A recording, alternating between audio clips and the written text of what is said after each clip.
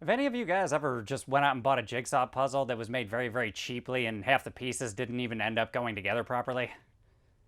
Yeah, it's frustrating, isn't it?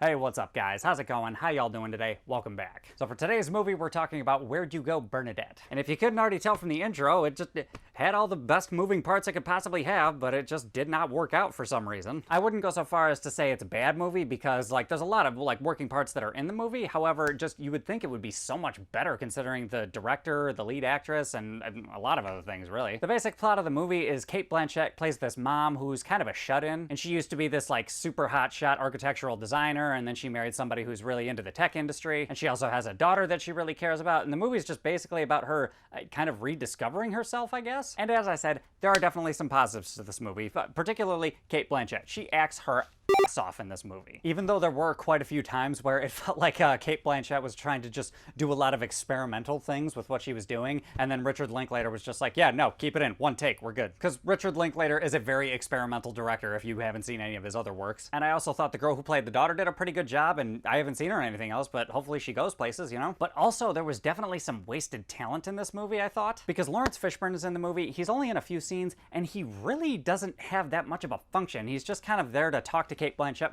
a couple times, and that's really it. There's no overarching reason for his character to be there. Kristen Wiig is also in the movie, and they kind of built her up to be this, antagonistic person, but then the movie kind of, takes a really weird tone with her, and there's really no payoff with her character, and I questioned why she had to be in the movie necessarily. And I also like Billy Crudup as an actor. I think he's really, really good, particularly in Big Fish, but in this movie, I thought 90% of his acting was just robotic as fuck. It's almost as though he's self-aware of the fact that he's got a really awesome voice, and he just kind of, relied on that to get him through this movie and to get him a paycheck. And also, the second half, or kind of the last third of the movie, it gets really, really, really ridiculous and out there with some of the things that it tries to do. I don't know if Linklater just tried to adapt the book too closely to what it was, or something like that, but something just did not translate well. Or multiple things didn't translate well is what I should say. I did, however, enjoy the music in the movie, even though it was incredibly suggestive and telling you how to feel, but it sounded good. And I did really, really feel the chemistry between Cate Blanchett and the girl that played her daughter. I thought that was a really, really well done thing. And the ending was,